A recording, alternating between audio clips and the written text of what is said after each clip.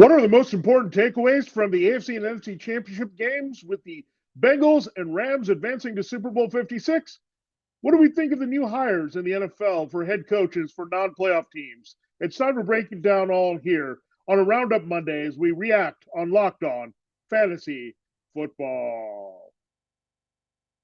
You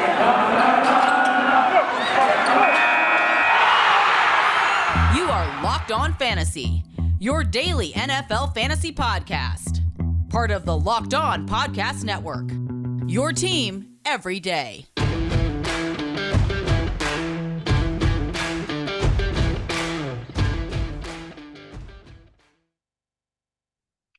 Greetings, everyone, and welcome to another edition of the Locked On Fantasy Football Podcast. As usual, I'm your host, Vinnie Iyer, and I'm not doing this. I'm writing about NFL and fantasy football for sportingnews.com, where we've already started to break down Super Bowl 56. There it is, the Bengals and the Rams. We'll get all into that matchup there next week, breaking it down in full for you as we get closer to the game. We have a better understanding of who's playing, who's not, how the matchup is kind of materializing, and getting some feel on that. You can check out my early preview of the game at sportingnews.com. Here, we're going to start reacting to what we just saw here on the weekend, all on Sunday here. So the Bengals come back to upset the Chiefs in Kansas City in the AFC. The long shot makes it as the number 4 seed.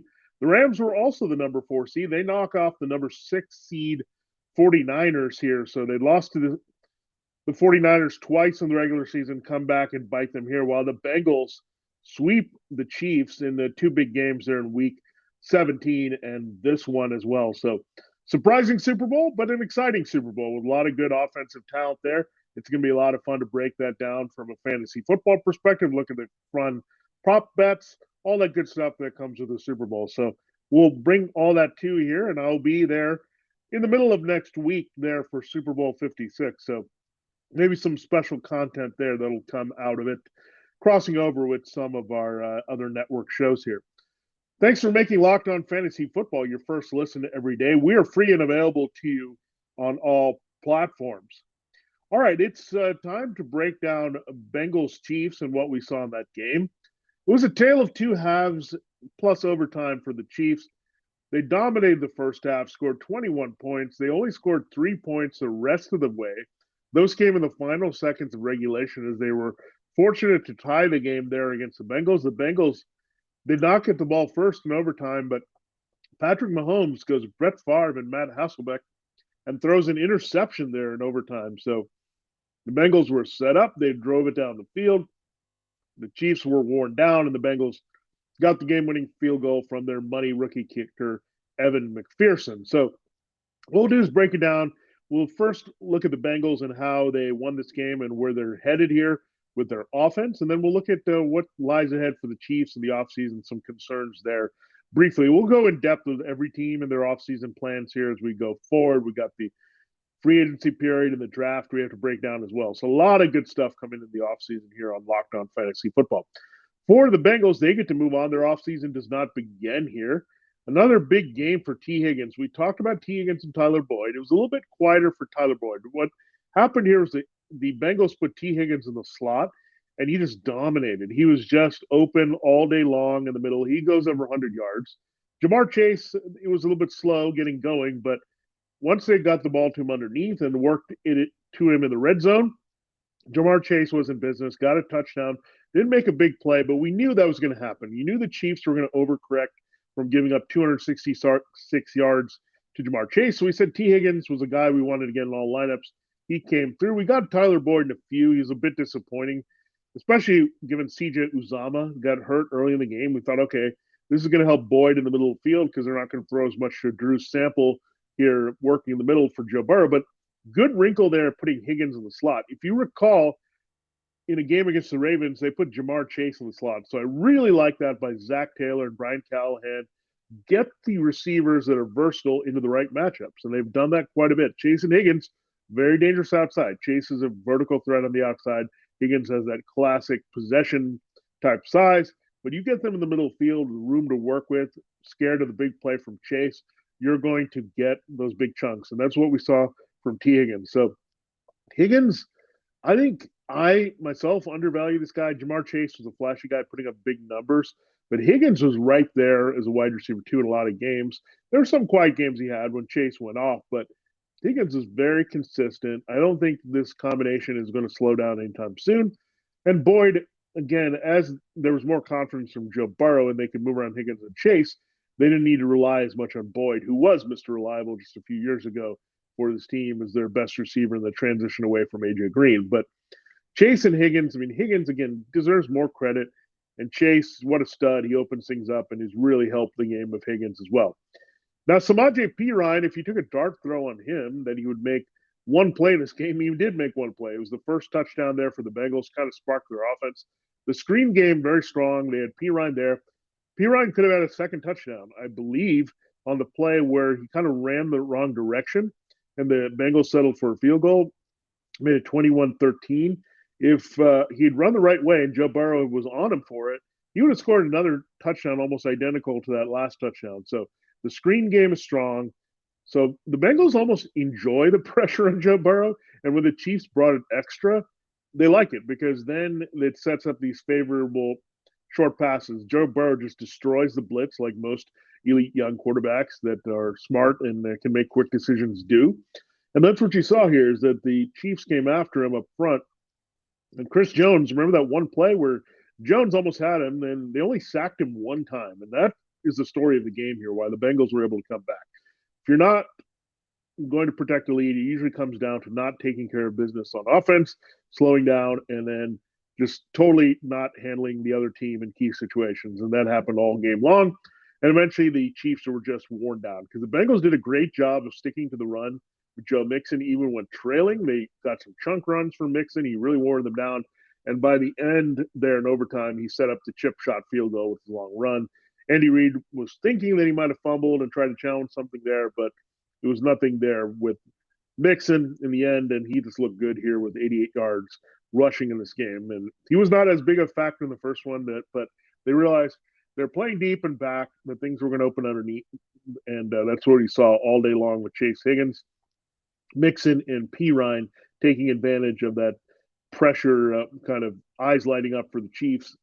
But I think Joe Burrow welcomes that for sure, especially they couldn't get him with the front four there, and that was great news for Burrow as well. It was the only one sack. So great game, actually, by this offensive line by the Bengals, and that was a big difference in the end. And I think really looking at the Chiefs, they look worn down. I mean, you cannot play back-to-back overtime games, physical, flying around, and they had to play the extra round, and that cost them. You didn't have that bye week.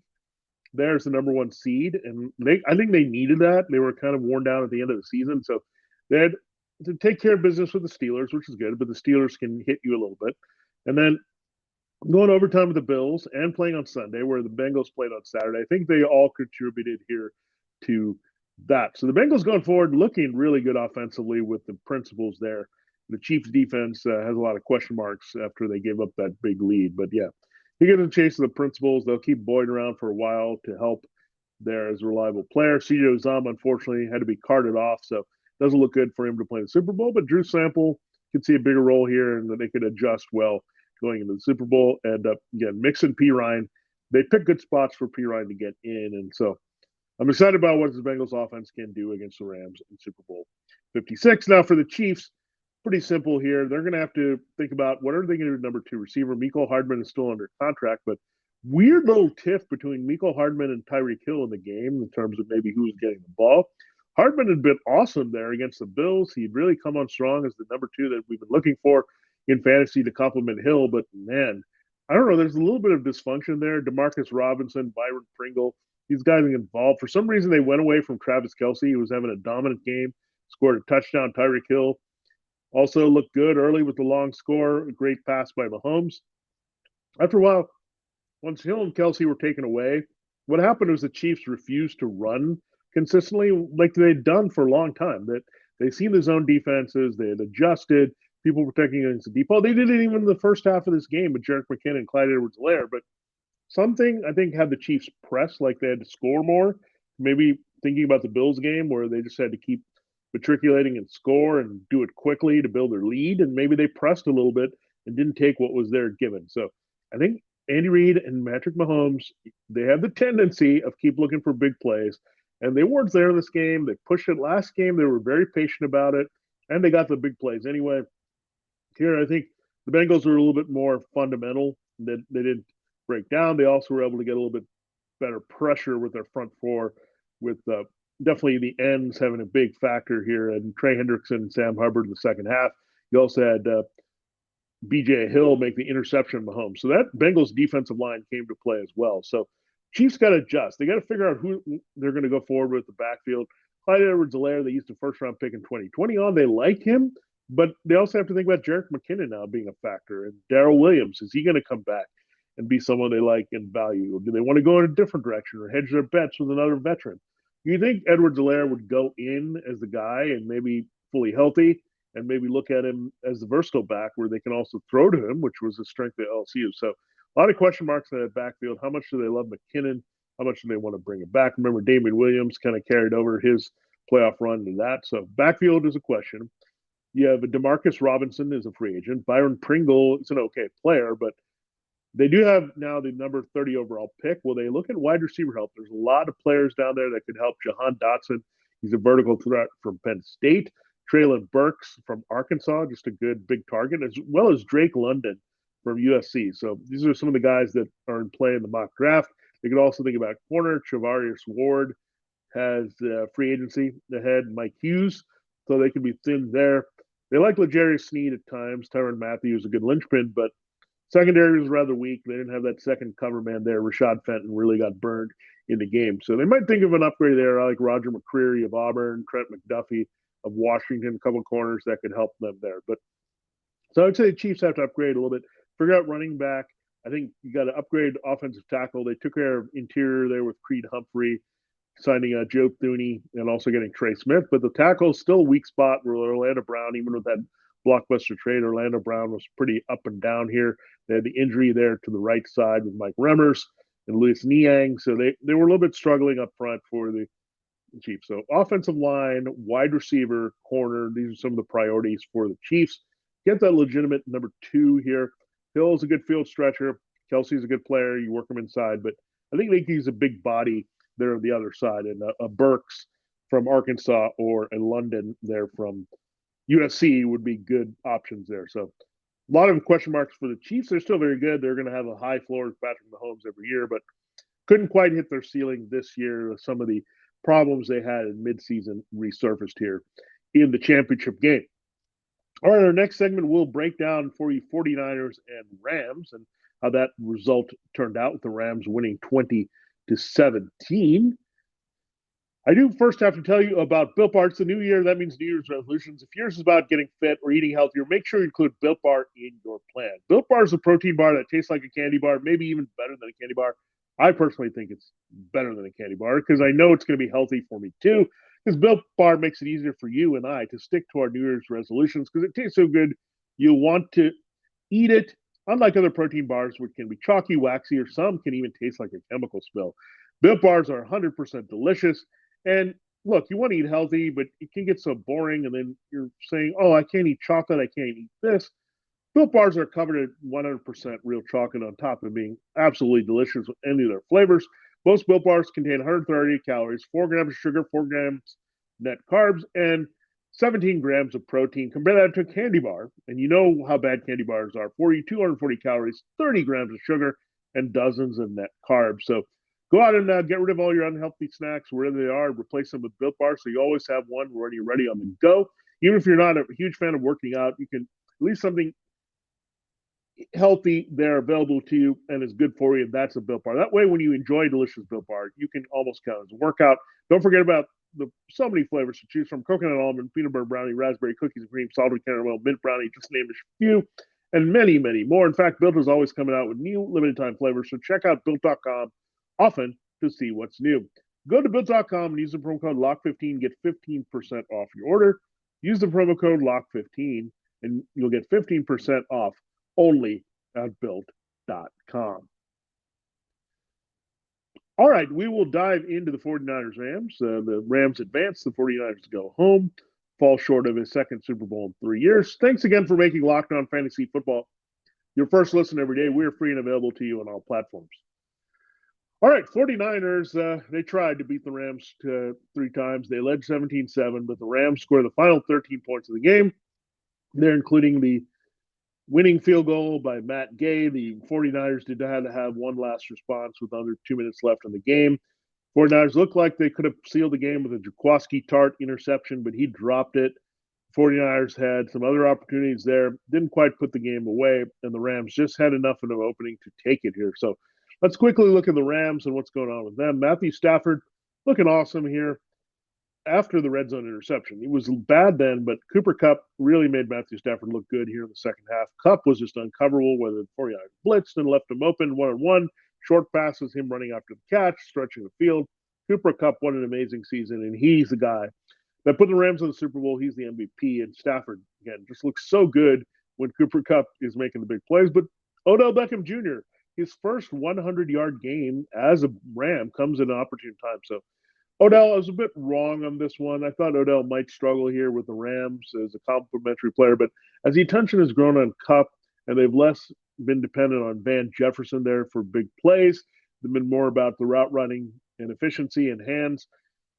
Beckham has become a bigger factor as the number 2. They also needed to lean on Beckham more here with Tyler Higbee going down. They did get a good game from Kendall Blanton as a complimentary tight end here, so that was a good development here for them with Higbee on the shelf. We'll see if Higbee, much like CJ Uzomah, can play. I think Uzomah is probably out for the Super Bowl. Higbee, questionable at best here after he exited the game here. So that increased the volume there for Beckham in favorable matchups away from Kupp because Kupp is the center of attention. So Rams have a big decision. Von Miller there. Do they want to bring him back? They've invested a high pick in short-term rental for Von Miller ahead of free agency.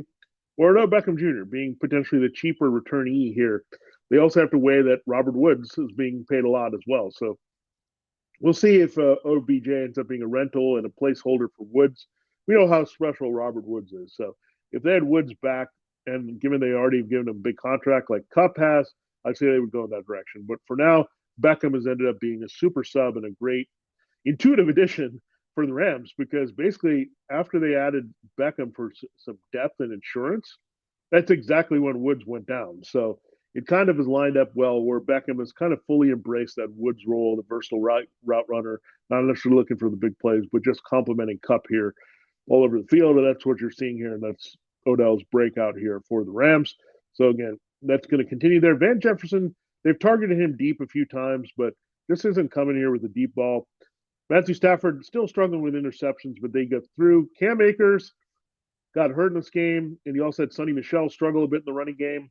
There, the Rams have just not been able to run the ball effectively. We'll see that if that carries into the Super Bowl here, but they got to make a decision there. Do they want to carry Michel? Do they like Darrell Henderson there next year? Do they want to trust Akers coming off the major injury to just be the full workload guy? There are a lot of things that Sean McVay and Kevin O'Connell, if he remains the Rams offensive coordinator, have to figure out there. But for now, they're going to the Super Bowl. Their wide receivers are a big part of why they've been aggressive in the passing game with Stafford. And the Rams defense came through big time. I know the 49ers had some misplay opportunities, but Rams came and shut down the run. They look pretty good. One of their best defensive performances in weeks here overall. And again, congratulations to them. They get back to Super Bowl. They were in Super Bowl 53. Now they'll be in Super Bowl 56. Now, on the 49ers side of things, big offseason questions loom ahead for them. Number 1 starts with Jimmy Garoppolo. They used the first-round pick. They traded up for Trey Lance in the 2021 draft. So it's presumed that they're going to move on from Jimmy Garoppolo's contract. They need to find a way to trade him. Here, they can save good cap money, and the contract is set up where they can recoup most of the money. They're not tied to him here. So I don't think it'll come out to an outright release. I think Jimmy Garoppolo has a lot of appeal based on the lineup here across the league. A lot of quarterback questions, at least as a backup. I could see definitely him landing in a satellite place for the 49ers. That would be Robert Saleh and the Jets there if they need a new backup. They've recycled through quite a few backups there for Zach Wilson. So I think at the worst case scenario, that's where Jimmy Garoppolo will end up in some form. But the 49ers are going to do their best to trade him. So Jimmy played well. They like him as a leader. He did everything he could, but he got to one Super Bowl, almost to another one. I think that's about it. Trey Lance, they got to unleash him as a runner and passer next year. you don't invest highly in a quarterback. And part of it is also the 49ers have been good about getting ahead of free agency issues. They moved on from Emmanuel Sanders and Forrest Buckner, replaced them quickly with Brandon Ayuk and Javon Kinlaw, and saw the results there immediately. So the 49ers are careful because they want to have enough money to stay a competitive, high-level winning team when healthy with John Lynch and Kyle Shanahan. So, again, Jimmy Garoppolo was a good run for him. He did what they needed. He upgraded this offense overall, helped with them kind of settle with Deebo Samuel and Ayuk and George Kittle. But now you got to push more for the ceiling, and Trey Lance with his running ability on top of his big arm is ready. He wasn't quite ready this year just because of his youth and inexperience, just not playing a lot of major college football. They're just short to run with North Dakota State, so they need a little bit of more time with Trey Lance, kind of the season that he didn't have in college football last year. So that went into it, and Jimmy Garoppolo was also hard to get out of his contract. But now that's possible to be done, so they'll move on. Now, George Kittle's locked in. Yeah, Brandon Ayuk's still pretty young here, so he's got some time. Now you have to worry about Deebo Samuel. So you figure the big extension's coming to Deebo. That's another reason you have to move on from Garoppolo so you can lock up Deebo, save the rookie contract money via Trey Lance there. So that's what's going to happen in San Francisco. You also have to worry about Nick Bosa coming up pretty soon as well on the defensive side. So Nick Bosa, Eric Armstead, they invested in the right places on defense. I think they can look and upgrade at corner a little bit here. They had some good moments in this game with Emmanuel Mosley and others. K'Wan Williams has been serviceable, but I think they could use a upgrade at corner. Safety, we'll see Jaquiski Tart and Jimmy Ward give them a little bit more here. Offensive line, I think they could work on that a little bit. Trent Williams probably can play for at least one more season here at a high level. Mike McGlinchey should come back at right tackle as well. So, the 49ers offensively are fine. I think it'll be interesting to see how they transition from Garoppolo full-time to Lance and the dual threat there in 2022. And it's nice that we have a little bit of glance at Lance that he can be special in this offense and add another dimension to help the running game. Speaking of the running game, we'll see if Elijah Mitchell is the leader there. Do they feel a little bit better about Trey Sermon next year as a higher draft pick?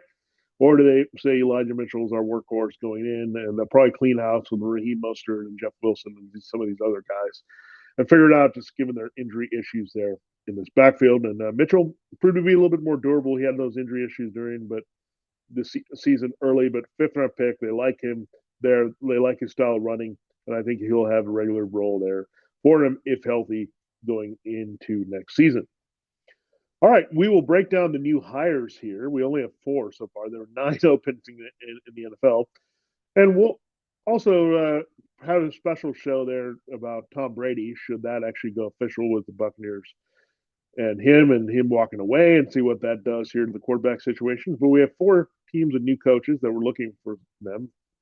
Surprisingly, 5 more teams to go. 9 teams is a lot to have openings. We do almost have half of them filled here, so we will talk about that in our final segment and what that means for those teams for offense and fantasy football. Hey, fantasy football fans, this is Vinnie Iyer with an incredible app everyone who buys gas needs to know about. It's called GetUpside. My listeners are earning cash back for every gallon of gas every time they fill up. Just download the free GetUpside app in the App Store or Google Play right now. Use the promo code TOUCHDOWN for 25 cents per gallon or more on your first fill up.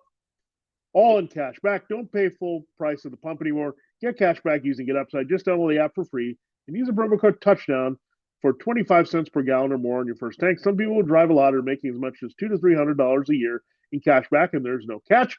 The cash back gets added right to your account. You can cash out anytime to your bank account, PayPal, or gift card for Amazon and other brands. Just download the free GetUpside app and use the promo code TOUCHDOWN to get 25 cents per gallon or more cash back on your first tank. That's the promo code TOUCHDOWN there to get this amazing offer from GetUpside. All right, time to close the show. And as promised, we're going to look at the new coaching hires and what they mean. And looking at this, we've got 3 out of 4 being offensive-minded. Let's start in order of prominence to me. Giants hired Brian Daboll from the Canadian side of things, almost. He's the Canadian there by his background. He's also been a coach for Nick Saban and Bill Belichick in the past. Brian Daboll, you knew the job was coming at some point. So he leaves Josh Allen. So they're going to have to find someone who works as well, getting the most out of Josh Allen. So hard to ignore that. The Giants trying to get quarterback right, whether it's Daniel Jones or someone else. So Brian Dable and Joe Shane, he was the guy that worked under Brandon Beane. So Bill's brain trust comes over to the Giants. So they got to figure out, is Daniel Jones got the physical upside with his athleticism and arm to maybe mold into the next Josh Allen, or do they want to look at Malik Willis or Matt Corral or Kenny Pickett and go in that direction? They do have 2 first-round picks pretty early here in the top 10. They got one from the Bears in the Justin Fields trade. So it's going to be tempting. I think the number one priority here for the Giants is going to be offensive line play. That's going to help Saquon Barkley. They also have to reassess a wide receiver here. They expended some money on Kenny Golladay. That didn't work out, so they might want to cut ties there. They also used a first-round pick on Kadarius Toney. How do they use him more in the offense here? And is the quarterback they want to attach to him Daniel Jones? Is Saquon Barkley going to be an important thing in what they do? Or we know Dable's history with the Bills was throwing for a high volume and the running back being more complimentary here. We saw that at the end with Devin Singletary being effective. So there are a lot of parallels you can draw. The Bills have a lot of good things they did offensively, but part of that was having a go-to receiver from the outside and Stephon Diggs. Golladay does not fit that bill. Maybe Toney does in a sense, getting some complementary weapons as well that you can trust to stay healthy. The Sterling Shepard, the answer there. There's a lot of question marks for Dable and Shane to figure out, but I think you have to upgrade offensive line. You have to think long and hard about whether you want to replace Jones at quarterback to improve the fantasy football potential of New York Giants. Are the Denver Broncos going after Aaron Rodgers? So that's going to create some speculation here with Nathaniel Hackett. You remember his father, Paul. He's now the coach. He was the offensive coordinator of Green Bay. They're under Matt LaFleur. So Green Bay sensibility is going to Denver. Does that mean Aaron Rodgers is also going to Denver? That's going to increase the speculation here because Hackett and Rodgers, just a good relationship already, working with LaFleur, and this could give an opportunity there for Denver to land him. They do have some good receivers, Cortland Sutton and Jerry Jeudy and Tim Patrick. They've invested some money in Sutton and Patrick. Judy's still on his rookie contract. You have Noah Fant there, first-round pick at tight end. You also have Javonte Williams, a high upside second-round pick at running back. So a lot of good inheritance here. Don't forget about Garrett Bowles on the offensive line here. It's really come through as one of the rocks at left tackle there. So a lot of things that Aaron Rodgers would have an appeal from. They have some defensive pieces as well. We know that are left over from the Vic Fangio era. So and that's what we're going to be concerned with. Where do the Broncos go? Quarterback. Hackett gives some hope for that quarterback and really helps Javonte Williams a lot in year 2. Melvin Gordon's a free agent, so you figure he's not going to be back, and Williams can have a big Aaron Jones, A.J. Dillon-like feel in this offense for the Broncos. So we're excited about Javonte Williams being an RB1. We're excited about the potential of these receivers with another quarterback, Rodgers or anyone else, but Rodgers would be preferred because that would instantly upgrade everyone and make Denver more of a legitimate threat there with Kansas City in the division, the Chargers, Justin Herbert, Chiefs, and Mahomes. Broncos would definitely be on the radar there. And again, that's what we're going to look at. But this is great news for Javonte Williams, great news for the receivers, Cortland Sutton in particular, to emerge as the number one if healthy here. Just have to round it out with a guy throwing the ball to them. The Raiders may have also made their move to try to get to Aaron Rodgers by hiring Josh McDaniels. Remember, Tom Brady had talked about Aaron Rodgers. If he had played the Josh McDaniels system, he would have had some massive seasons there and been unstoppable. He already has been as an MVP level for the Packers, but McDaniels, interesting combination there. They go with the Patriots combo, the Giants with the Bills combo, the Broncos tapped into the Packers. So that's what you do. Try to follow the most successful franchises. A little bit surprising that Rich Bisaccia, the special teams coach, didn't get a little bit more love in the search. And McDaniels, bit of out of left field for the Raiders because we thought they were going for the Jim Harbaugh sweepstakes or going for another younger offensive mind. But McDaniels gets a second chance. Remember, he was the Broncos head coach at one point. So interesting things developing there between Denver and Las Vegas, trying to catch up with Kansas City and Los Angeles in the AFC West. But McDaniels, I think it's a pretty good hire. But the question mark is, do they like Josh or do they like Josh McDaniels with Derek Carr at quarterback. So that's going to be the question mark there because McDaniels want to go outside. I think they definitely need wide receiver help for sure with the unfortunate incident with Henry Ruggs III. Brian Edwards looks okay.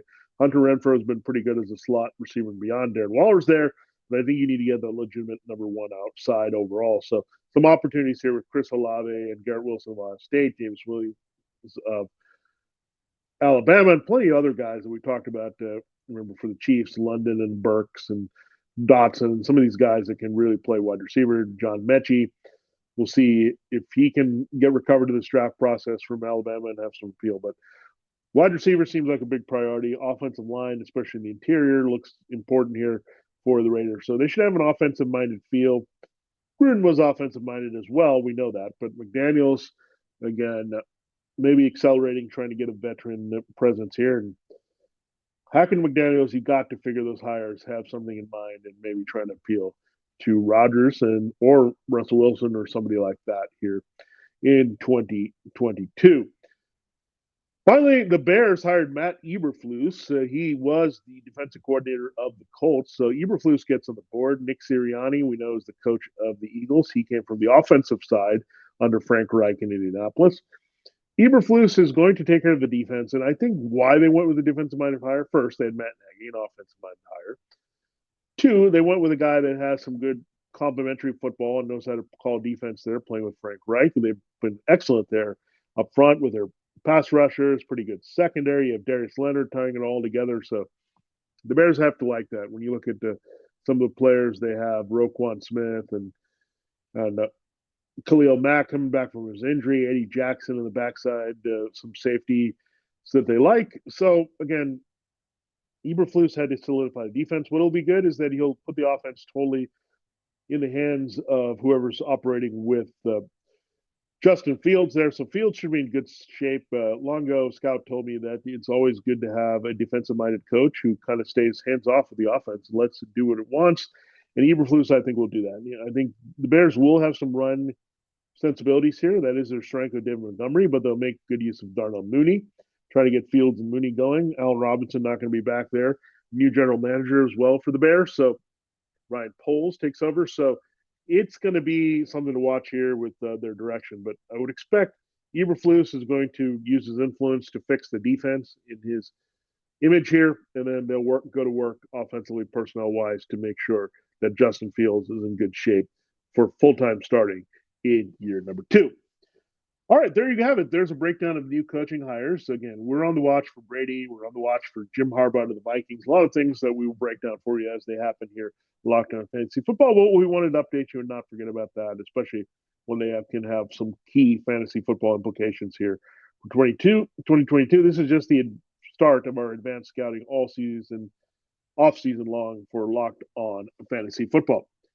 Thanks for making Locked On Fantasy Football your first listen every day. Now make your second listen Locked On Bets, your gambling analysis show here on the network, hosted by your boy Q, featuring the expert analysis of one Lee Sterling. So exciting show there. They'll break down this game from the early betting perspective of Bengals and Rams. We still have a lot more to come here, so break things down as they come here. A lot of good stuff. We've got a new mock draft that you can check out from me at Sporting News as well. So we'll continue to break down things in the offseason. We'll start to look at some teams here, and eventually we'll talk all Super Bowl next week. So looking forward to that. For this edition of Locked On Fantasy Football, this is Vinnie Iyer. Have a great rest of your Monday, and we'll talk to you there, breaking things down for the offseason here on Locked On Fantasy Football.